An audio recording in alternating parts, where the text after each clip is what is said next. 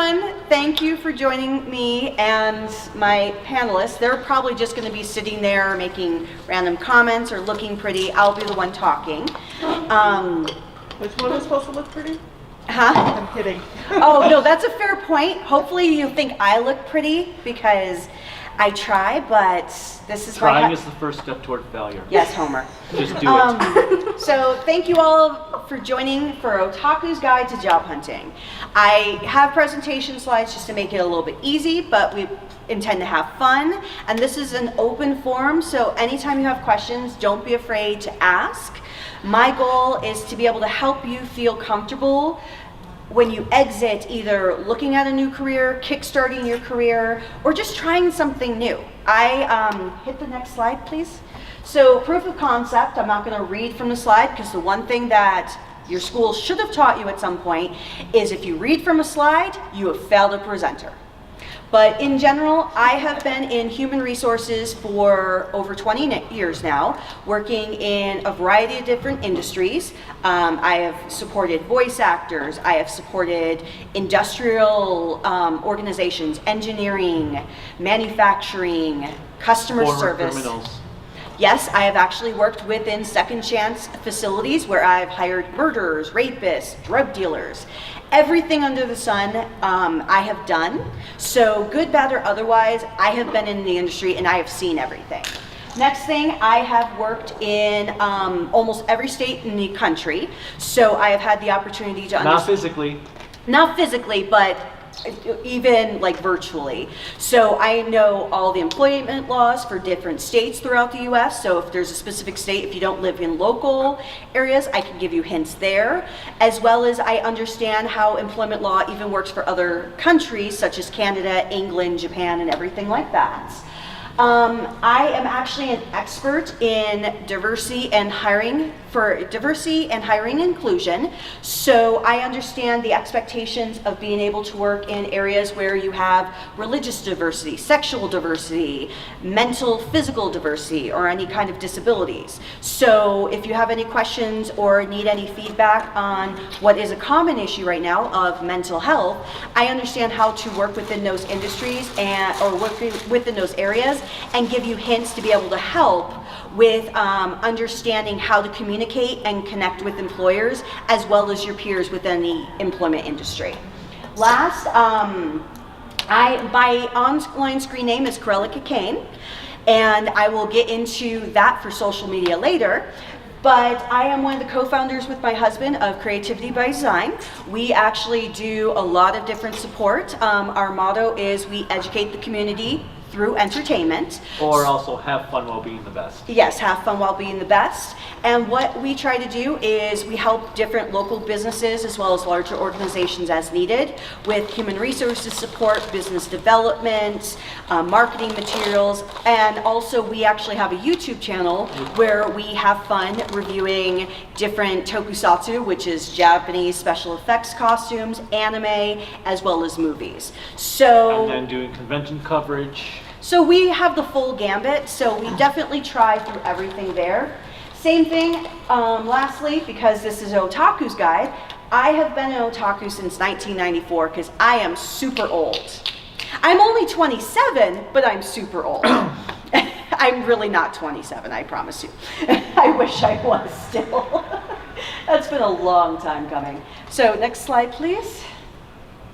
So the first thing I want to cover is personality types. And the two personality types you typically have within any individual is going to be introverts versus extroverts. So the one thing I really want to showcase for introverts is they can take charge. Most people consider introverts to be silent, hard workers in the background, but many of my peers who have worked successfully hard with any of their careers are introverts. They know how to take charge, they know how to bring that strength to the table, even if they're not overly vocal or in your face. They definitely have a lot to showcase, and the reason why I use Armin here is because he's a great example in the series for Attack on Titan of showcasing that you can still be the best in the room and you don't have to be the loudest voice. I'm the loudest voice because I am, next slide, an extrovert.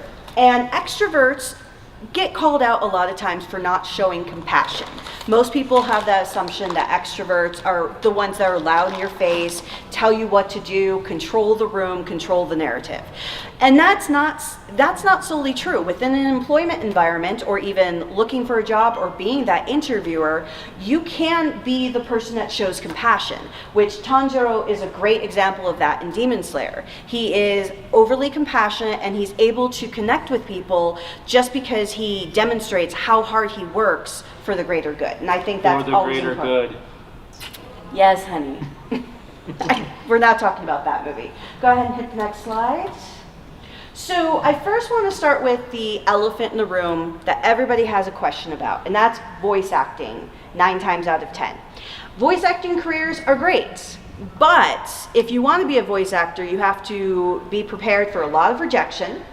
You have to really know your craft. So it's not just getting behind a microphone and acting. It's trying to do other things, theater, being able to go out and about and work on different video projects. Taking acting classes as well. Taking acting classes, but that's not even a guarantee as well, because you have to have that experience outside of simply the acting classes. Having worked with a lot of voice actors throughout the years, the one thing I've definitely noticed is that you have to be comfortable in your own skin. It doesn't mean you have to be an introvert or an extrovert, because most of the voice actors that you'll meet publicly are actually extreme introverts. You just have to be comfortable. The next thing I always say is have a backup plan or a side hustle. Side hustle could be working in retail for all you know, or it could be having a podcast or anything like that. And a backup plan could be if you don't feel as comfortable getting that 9-to-5 job, because with this day and age, you can do anything online and you don't have to be physically in a sound booth anymore. And you can actually make like a closet a sound booth. Wendy's even got a panel later on what they've had to do to do voice acting because of COVID. And the last thing, I'm not going to spend too much time on this just in case, but the last thing, as I have written here, be patient. It does not come instantaneously if you want to be a voice actor. It can take years. It can take a lot of rejection. It can take a lot of not being good enough or not being cast. And you can't take it to heart. And just like with any other career, voice acting mimics that, because it can take a long time to start your career or go into another career, because you are up against other people that have had 20 years of experience that's applying for a job that only requires 2. You have a lot of people that came from MIT, and you're always like, okay, how am I going to differentiate myself from somebody who's gone to a prestigious school?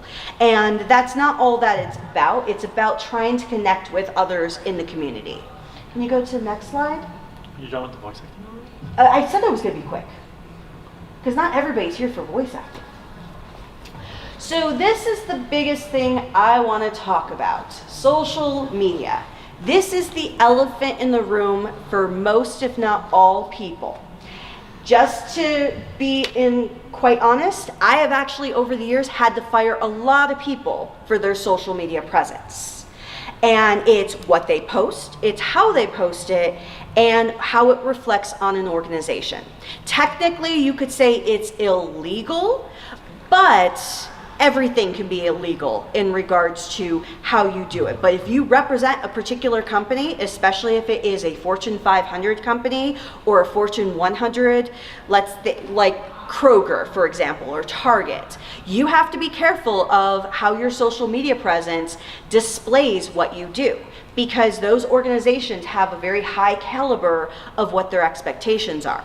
And if you start posting how you're drinking, how you're doing drugs, and you had mentioned about artwork, if you post a lot of artwork, depending on the people that can see it, it may reflect negatively on your image.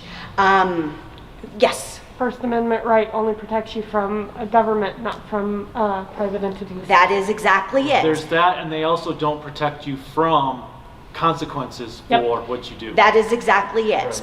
So first and foremost, everybody is watching. So if you want, even if you have every single privacy setting on Twitter, Facebook, LinkedIn, Instagram, that doesn't guarantee your friends don't. And you can't require your friends, family, or whatever to have all those privacy settings up there. Because the moment you do, you're going to lose a whole lot of people, because not everybody is going to feel that's fair, because like for my husband here, he has a very public profile where I actually don't use my real name. So you will never find my real name, Kelly Sisson, on any social media. Unless you use a professional. Unless I use a professional thing such as LinkedIn.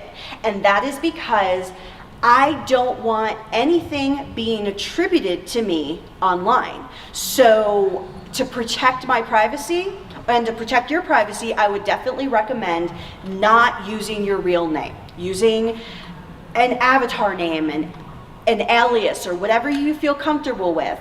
I would recommend that if you want to post artwork, if you want to post your true opinions about politics, about government, about drugs, anything like that, be careful and either use a fake name or just don't post it, because a lot of people will terminate you if they see it. It's just like what you see on those like random videos online about people getting arrested because they posted that they robbed a bank, because apparently that's the thing to do.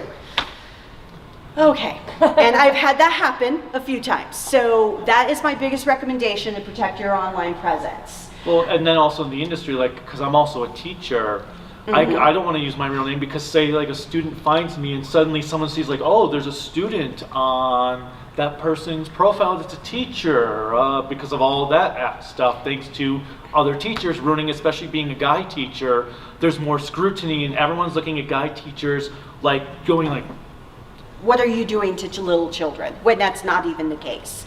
So you have to be careful of what you do. The reason I focus on this slide so much is because it is what can make or break a career. Because when you are looking for a job, or if you're looking for a new job, or you're looking to start your career, I can guarantee you the first thing any employer does is they will go into Google, because Google's the best place to go. They will type your name and see how many things come up for your name. And the more you have coming up, and I've seen it happen plenty of times, and I've been guilty of terminating people many a times, you are screwed the moment they see one thing that doesn't go with their culture.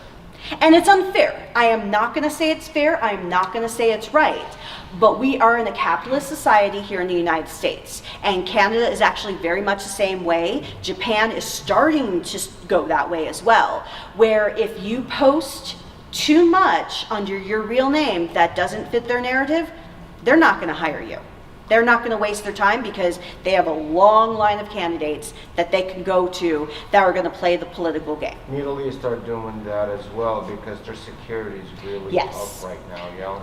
The last thing I'll do on social media, well, two last things I'll do on social media is, one, if you do not have a LinkedIn account, I would get one immediately.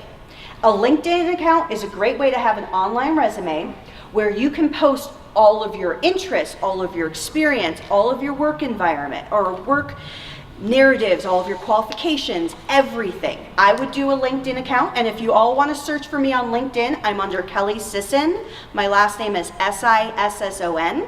You can see how my LinkedIn profile is. You can even connect with me, and I connect with everyone because I always find different jobs that I think could be beneficial. So I definitely want to do that. Are you Colorado based?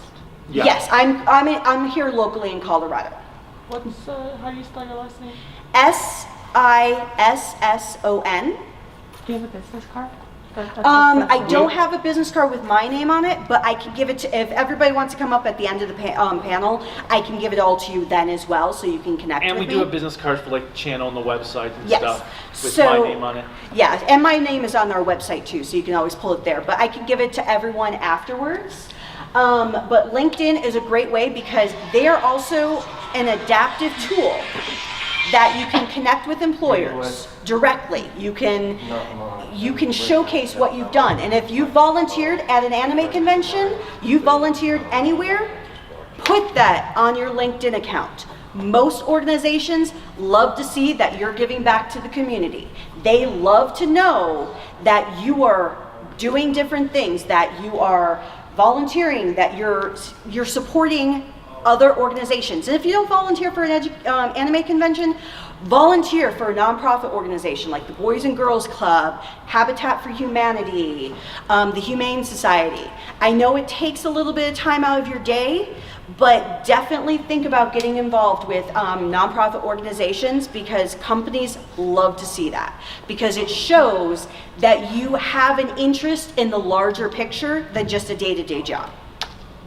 So last but not least, I will read this line perfectly because my husband goes into Facebook jail all the time. Do not be an asshole online. Please.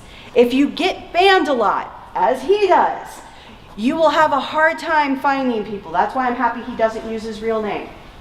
And also remember here, be truthful about who you are. This is not Tinder. Don't make it where you look like you are the hottest chick, hottest dude, hottest person in this world. Just put yourself out there authentically. This is not glamour shots. And I can guarantee you, I have never hired anybody because of how they looked, because I'm going to be plain and simple because there's nobody too young. I don't give a fuck what you look like. I want to know that you try hard, you work hard, and that you actually care for yourself. That's, at the end of the day, what I want to know. Working is going to be, let's say, about 50% of your life. I have work husbands, I have work wives, because I spend more time with them than I do him. So you have to be comfortable with them, and you want to be your authentic self. Now, does that mean you tell them what you do on the weekend, that you go to an anime convention, that you watch so much anime in the world, that you live off of horror movies? Probably not, because you work with a lot of soccer moms or dads that hunt or stuff like that. But Well, you get some interesting people. oh yeah, I really do, but that's for another panel.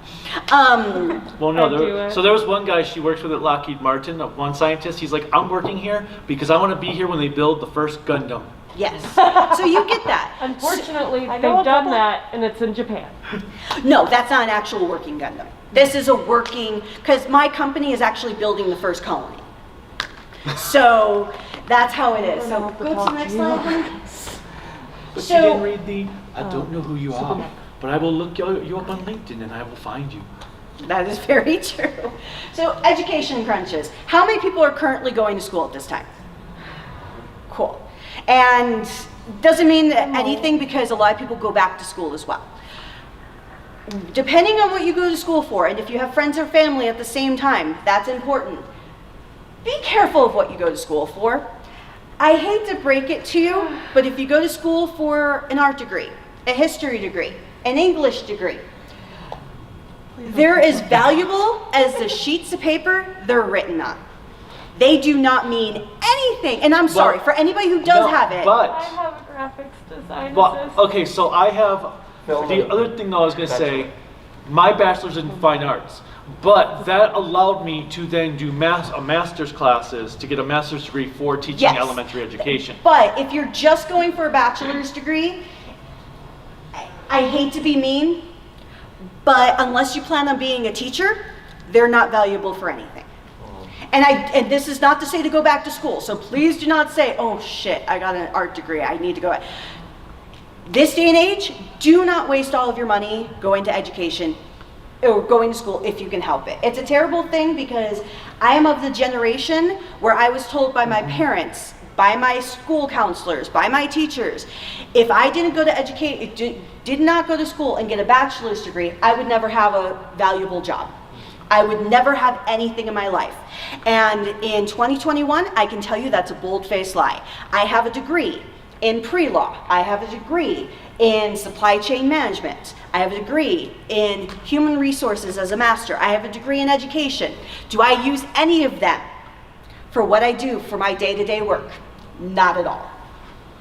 The degree is a necessary piece of paper for certain industries, such as engineers and people in that cybersecurity realm, because it is needed for the highly detailed and classified work they do. But yeah, cybersecurity is like the main one these days. That Now, if you go to school, or you want to go to school, or you want to return to school, I would definitely say go to something that is tech-based at this time, because tech is the industry where you can make bank. Most of the people I hire in the tech industry are making at least $100,000 to start. It's incredibly insane. But if you do go to school, consider what you want to do. Don't go to school just for fun. I love school. I have 4 degrees to prove I love school. And I love learning. But at the same time, you have to be careful of what you're doing in school, because you want to make sure that it is going to help you find a job. It also goes under the frustration that when you graduate from school, as you probably have all experienced, I know I've done it for years, is that you graduate from school and you start looking for those entry-level jobs. You only need 0 to 3 years of experience. Who do they end up hiring? Somebody who has 25 years. It is frustrating. So what I would do... Or have some jobs, oh, you have a master's degree, you're overqualified now. That is the other flip side. I'm not trying to scare you with education, because education is important. There are a lot of organizations now that are doing what's called apprenticeship programs, which I think is fascinating, and I actually helped develop one for my company. We're also doing it for community college programs, so that anybody who doesn't have a bachelor's degree can still get a worthwhile job. But the challenge is you have to put yourself out there. And it's going to come down to another slide that we have a little bit later in the presentation, is on how you write your resume. So, and I wish I kept the little GIF that I have. I probably have it on the computer that I'll have to share. But it's important when writing your resume to really demonstrate what you have. So if you do have education, I can teach you real quick, or even later on, how to make that education for a fine arts degree look like gold. There's ways to do it, because it's all about how you present yourself. I can make a customer service position look like that you have been working as an executive assistant for 7 years. I can make anything look like that, because it's all about confidence and it's all about presentation. So education is important, but it's not the end-all be-all. So if you can find organizations, if you're trying to kickstart your career, look for organizations that have apprenticeship programs. Look for organizations that have different internships, because most companies are now paying for internships. It's not free labor as it was before.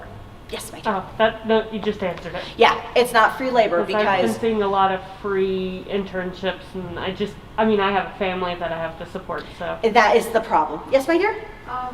The industry I work in is like nonprofit, political, human rights work. Uh-huh. All the internships that I ever had were unpaid. I was probably gonna ask the same question, like because I was working from 7 a.m. until 11 p.m. 2 jobs to like afford that, and then really, it was Washington D.C., so I guess that's kind of Washington, D.C. is a little hard, because you're in the epicenter of all governments. And Washington loves to take advantage. The other state that loves to take advantage is actually Pennsylvania. So it's a little frustrating. But a lot of the Fortune 500 and Fortune 100 companies actually pay for all their interns, because honestly, they get a write-off. But I don't want to work for Huh? I don't really want to work for No, and I'm not saying that. There's actually a lot of nonprofits, the hard part with nonprofits, and actually I've worked for a lot of nonprofits, they are my favorite industry to ever work in, because nonprofits really do hit the important points that we do with our organization, and that's really supporting the community. And the challenge with nonprofits, that you always have to be careful, especially if you're supporting a family, is you don't make money. You are doing it for the love of humanity. And I will never deter anyone from going to a nonprofit, because I value them, but be careful depending on what your expenses are needed. The greatest nonprofits to work for are going to be the ones that are humanities based, like anything that is LGBTQ+, because they are really focused on people and being able to thrive. The other ones are usually based on homelessness, or helping anyone that's been displaced, or bullying. So not to get too far into nonprofits, but they are a fantastic industry. They don't pay a lot for their interns because technically nonprofits are considered government-based, because most of their funding, I would say 95% either is usually from the government, and then the last 5% is donation-based. So that's why the salary ranges are so low for those industries, so you have to be comfortable. But as you said, sometimes you do end up having to work 2 jobs to be able to make ends meet. Do you have any recommendations? Like, would there have been a better way to do it? There is, so what I would recommend, depending on what you're doing, especially if you want to work within nonprofits, is there's a lot of organizations now that you can actually freelance. One is called Freelancer. It's actually very well respected. I've worked with them myself before, and they're a great place to get what I call a side hustle, where you're not necessarily working a full-time job, but you're able to kind of diversify your skill set at the same time. Because the more you diversify your skill set, the more that you'll actually be able to get into fun organizations. Can you hit the next slide real quick? Wow, honey. Whoops. Okay. Oops. Are you breaking my computer? No. He hit the next slide. No, he hit the next slide, but he hit things off of my computer. So I wanted to talk about something fun within this panel. How many people have heard the term gamification? Oh wow, there's a lot of people that have. That's awesome. So for anybody who doesn't know, gamification is taking a real life aspect. Let's say answering the phone. I'll use something simple. You can make answering the phone turn into an entire epic experience. Who here has played the Yakuza series? Okay, so one of our friends, she's a very big introvert. She is an executive assistant, so she has to answer phones all the time. So in the Yakuza series, whenever the main character, when you're doing this phone activity, he'll grab the phone, he'll be like, you press the button, he grabs the phone like, yo! Moosh moosh. So she will do that whenever she has to answer the phone at her job. She'll just be all dramatic and then, welcome to blah, blah, blah. But gamification, I love it, and I actually use it for a lot of my marketing concepts. Gamification is the opportunity where you can turn any simple task into a game. Pick your favorite game genre. It could be RPG. Actually, probably survival horror is not the best choice, but you could do RPG. Oh my god, oh my god, oh my god. Yeah, survival horror may be a little bit bad, but you could do RPG, you could do Tetris. But, and also like that friend again, she actually says that her job is basically one giant fetch quest after another. So the reason why this helps is depending on who you are as an individual. I'm an extrovert, but I also have social anxiety. You wouldn't know it because I talk very well in public, but that's because I think of everything as a game. I do not picture people in their underwear because I don't want to picture myself in my underwear. But I do try to think of it as like, okay, how many one-ups am I gonna get? What am I gonna win if I successfully do this? So, exactly. So gamification is this concept. As you have the tenements here, you think of the goal first. What is it that you want to achieve? It could be as simple as answering the phone. It could be as complex as going to a networking event. And truthfully, even in human resources, and I do it all the time, I hate networking events, but they're the best thing to do in this world. So take a networking event where you have to go in front of a lot of people and sell yourself. Hi, and I'm looking for some sailors. ha ha ha. So networking events can be very challenging because you are selling yourself to a whole bunch of strangers. So when you go into a networking event, think of it as a game. You are trying to you're trying to beat the final boss. So how are you going to beat the final boss? That's where you come with, what are you trying to achieve with that? What is the challenge going to be? And this is a game you create yourself. Never be afraid of anything, and I've met so many people who have used gamification, and they have succeeded because they look at everything as an experience, as a level in a game. How are you going to gain your XP? You're going to meet that boss, you're going to meet that boss or employer, and you're going to defeat them. And that means convincing them to give you a job or an interview. And I love it. Like I said, I have a supply chain degree. So I look at everything as compartmentalized boxes. And I am trying to get part A down the assembly line out to the store. So I think of everything as A through Z, because that's how I do my gamification, because I live in our RPG world. Any questions on gamification or any thoughts? Yes. There's actually a character from an anime that does this. Mhm. If anybody wants to look at it, his name is, it's from Haikyuu. It's a volleyball anime. His name's Kemako Oh. Kozen. He loves video games. He's an introvert, and his best friend pulls him out and says, "We're gonna go join a volleyball team." So he has to like do all these exercises and stuff, and pretends he's in a game. So if anybody wants to like relate to a character, he's like one that exactly does this. That's awesome. And actually, I imagine there's a lot of video game, or not video game, but anime characters that do something like this, because a lot of people also look at gamification as a coping mechanism.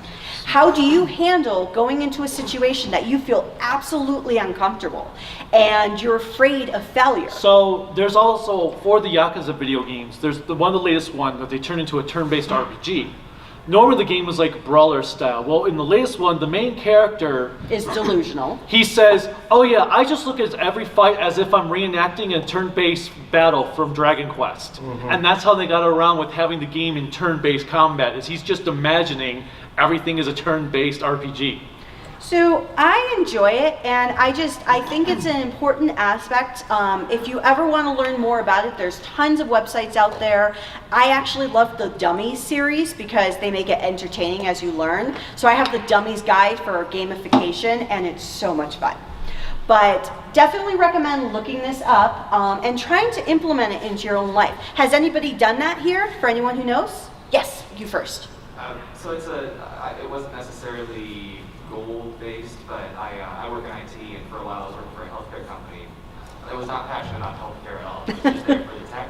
Sure. But that company's health stuff is sensitive. We never saw any of the health stuff. We were just doing tech.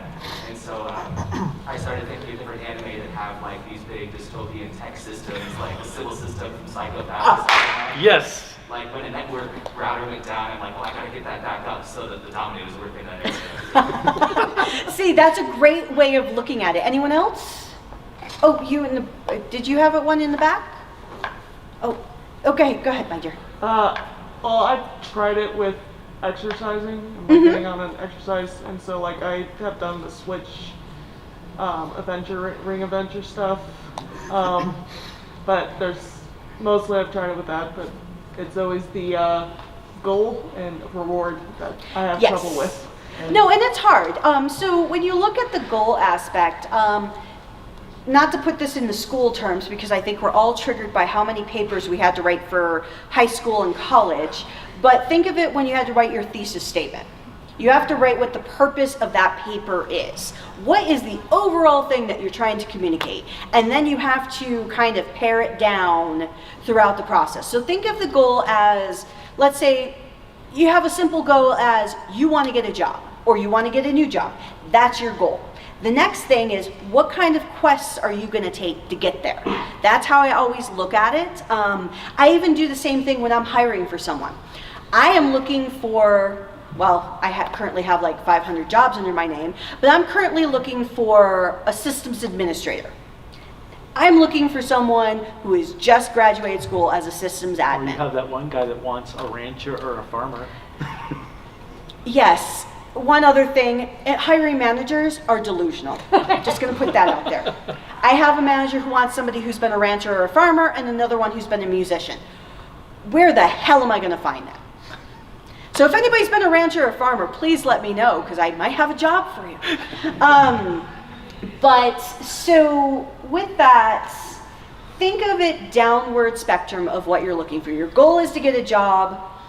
Your first step is what are you going to start looking for? If you're starting to look for a new career or you're starting to build your career, what do you want to do? And be realistic. You can put your flights of fancy out there. You can put I want to be a customer service manager, which, for example, don't do because it's a nightmare.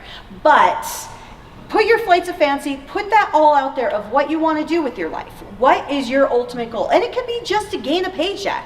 I want a paycheck so I have enough money to pay my bills and I have enough money left over so I can go to an anime convention, buy a lot of stuff on Rightstuf, go on a binge in the dealer's room like I did with T-Turtle. You can do all of that. So put that down as what are the things that you need to achieve, that you can get to that goal.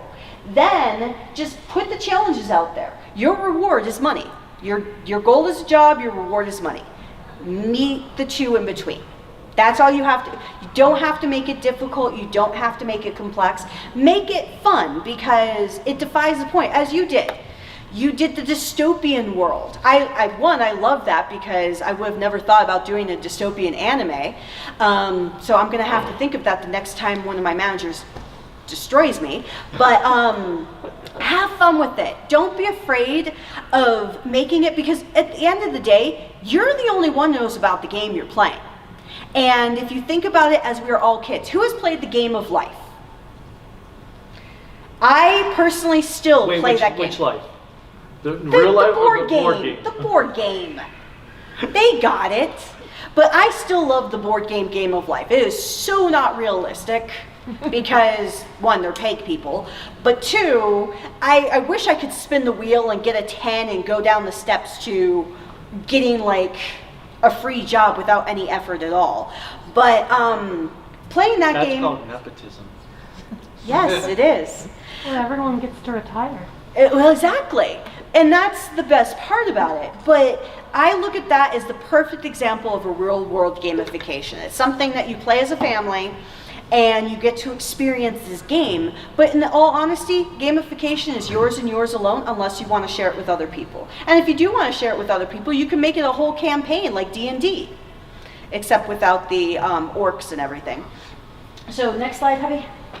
So resume writing. We've got 15 minutes left. I know. I don't think I have too many slides left.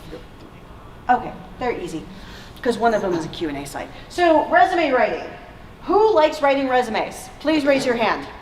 Oh my God, there's actually people who like writing resumes. Where? Oh my God. So for anybody who likes writing resumes, look for a company called Talent Inc. You can actually get paid to write other people's resumes, and you can get paid really good money to do so. But for you individuals that actually like writing resumes, next question I have for you: has it been successful? Raise your hand if you've been successful with writing your resumes. Perfect. So one, give yourself a round of applause. How many versions did you write of your resumes? 1, 2, 3? 50. Okay, 10, 25, 50. I have written over 100 different versions of my resume. Yeah, like even teaching, you need basically a different resume for each school district. Exactly, that's what I was gonna say. You have to make your resume match every job you apply for. It is not a one-size-fits-all resume. I wish it was, because it would make everybody's life easier. And I see people apply, even where I work, 20 different jobs, I see 20 different resumes. And I'm like, oh my God, I have to read them all. How many people have a resume that's more than 1 page?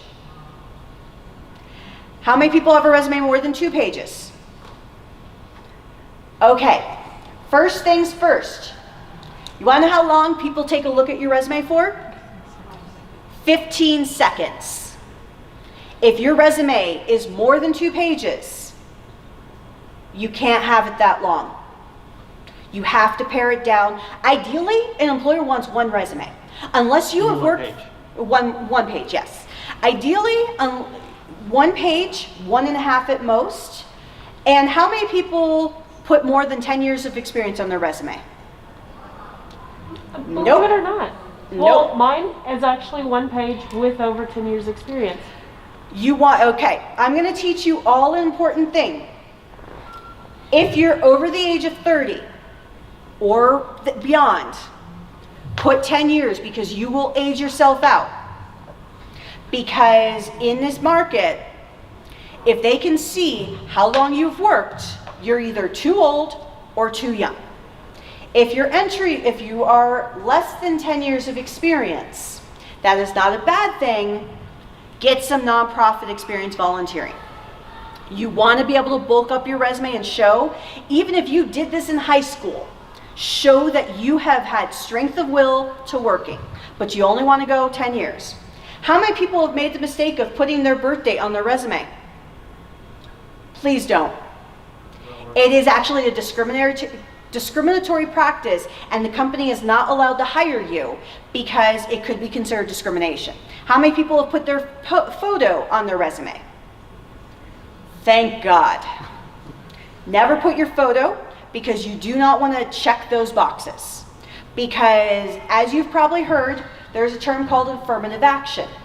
Every organization, now, no matter how large or small it is in the United States, has to fill what they call a quota. They have to have so many, and it's terrible to say this, you have to have so many women, you have to have so many minorities, you have to have so many people of certain gender dynamics, and it's terrible to say it that way, but they do.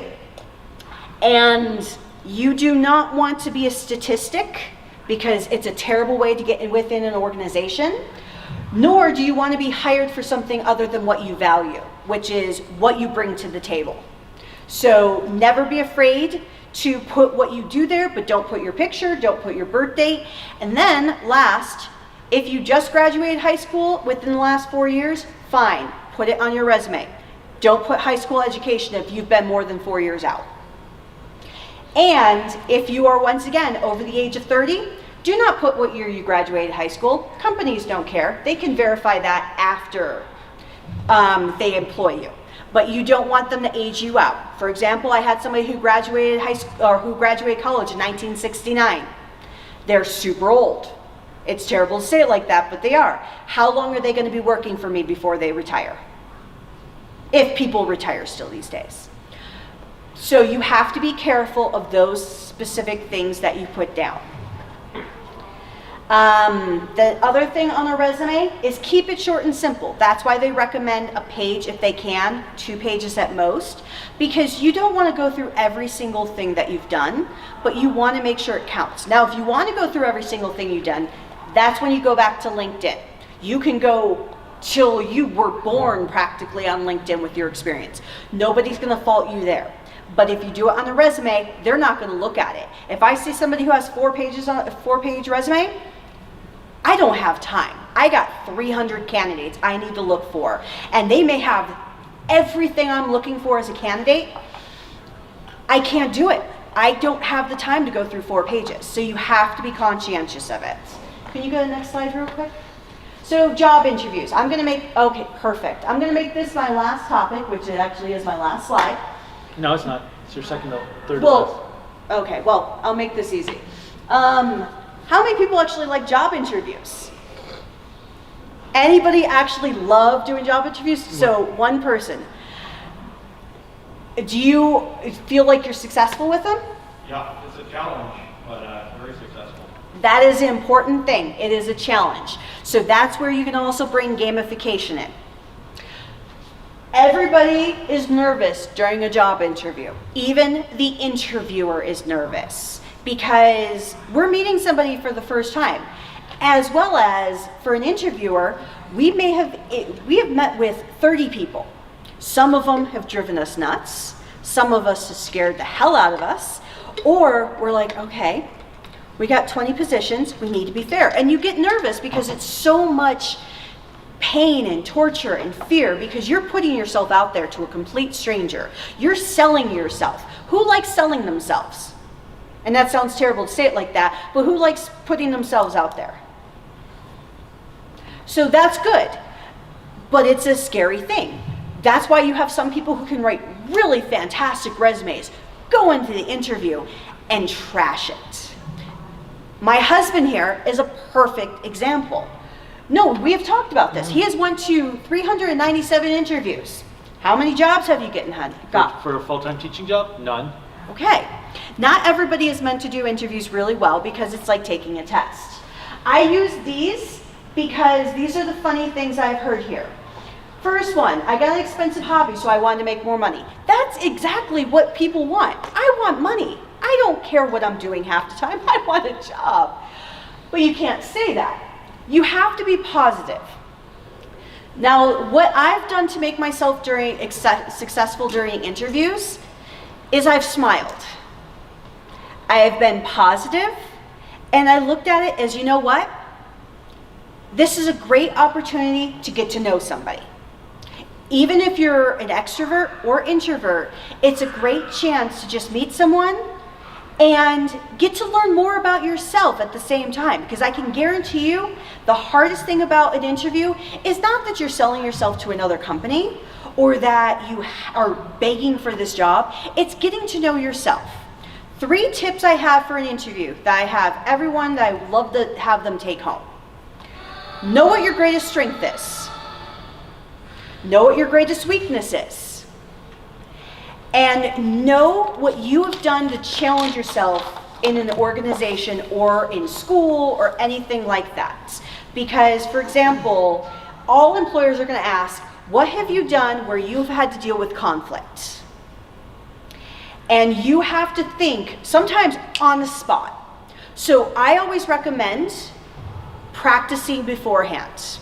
If you have a friend, if you have a family member, or if you have somebody that you can talk to online and just say, hey, can we do a quick call?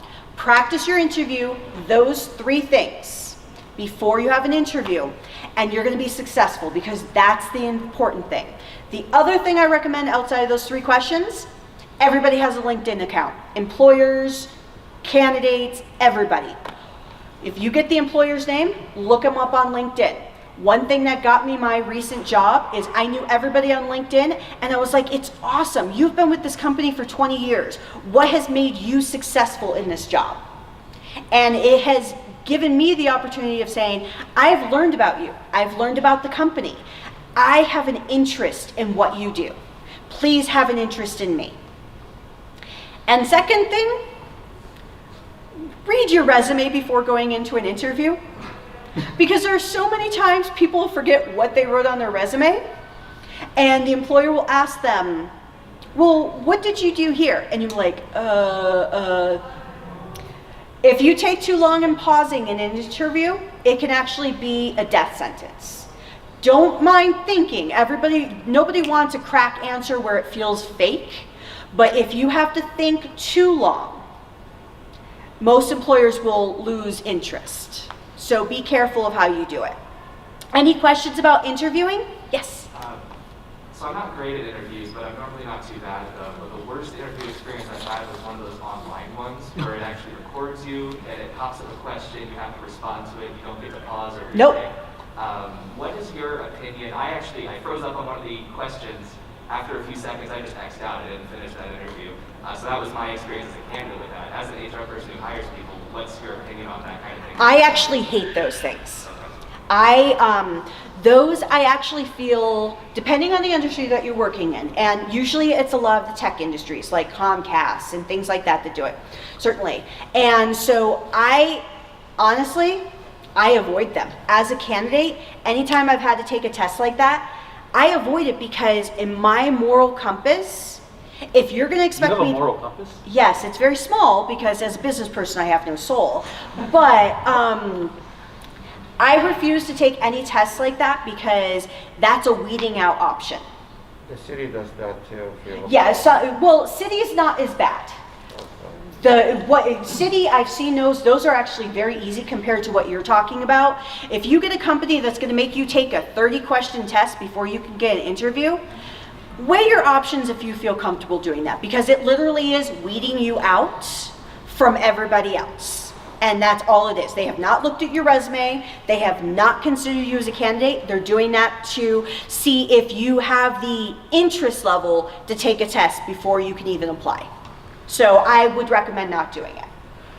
That's my personal opinion. Unless you absolutely want to work for that Well, company. absolutely. Unless it's like your dream company, but most companies really don't do it. It's just a very select few that do it because they feel they can get away with it. Any company that makes you also go to 10 interviews, don't do it.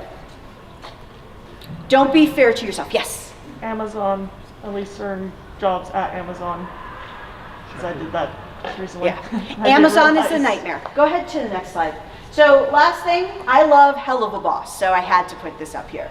So please be yourself, and in all honesty, who is the most important person to yourself? Yourself. All you have to judge yourself by is you. If you don't like yourself, nobody else is. And at the end of the day, if somebody doesn't like you for who you are and the hobbies you keep, you don't have to be friends with them. You just have to get along with them to get your work done. I can honestly say I have nothing in common with any of my team. I respect my team. Doesn't mean we talk about anything that we do outside of work because we don't have any combining interests, and that's absolutely fine. So just be yourself, like yourself, and try your damnedest. Don't give up. If you fail the first interview or you blow that first interview, think of it as a game. What did I do wrong? What did I learn from this? And what can I do better? And that is pretty much it. I know we only have a couple of minutes. Any last minute questions? Yes. I'm sorry, what was that? It's often online, it's hard to tell if the application ever gets through or when they finish it. What's a good time frame to just move on and assume that you won't? And that's a fair question. If you're applying for a government job, it can take about 9 months for them to get back to you. If you're applying for a company, just even a nonprofit organization, it can take about 2 to 3 months at times, depending on the need. Any other organization, if you don't hear anything back within 2 weeks, move on. But take that as a lesson learned. The other thing I would recommend doing, and I know we're pretty close to time, is if you've applied for a job, and because most jobs you'll see a date on there, like when it opened. If that job was opened, let's say 3 weeks ago, you have this much of a chance of being considered. If it was posted a week ago, apply. I would say anything past 3 weeks, you're not going to get an opportunity. Very rarely, because the reason why they post them for that long is because they are still reviewing resumes. It does not mean they haven't selected someone. Or that's just a really bad company to work for if it's open that long. Not necessarily. It depends on the position. Any other questions? Yes. So switching between career fields, like completely different industries. So all my experience is in one. But I have like academic and other interests in another. How is a good way to like do that? So every job has what's called transferable skills. What transferable skills are is looking at a job description, you can see all of that you've done within that job description that's a different industry, correct? So you have to just be able to write your resume as it. And if anybody wants to email me after the panel, I can actually send you a lot of different examples of resumes that I have created. And we could do that afterwards. We'll probably have to go out there. But I can give you my LinkedIn account. We can give you a card with our email address. And I can give you examples of resumes to use for transferable skills. Yes. Yeah. How do you get started in the job world? I'm a junior in high school and I'm still figuring, I have a plan B, I like to call it, but I'm kind of waiting for a plan A to show up, so I still I don't know what to do and I don't know how to figure out what to do. So that's the hardest thing in the world. I can honestly say that because honestly, I graduated high school, perfect. And I can honestly say what I intended to do after graduating high school, I don't do now. But I can answer that after. What, your question?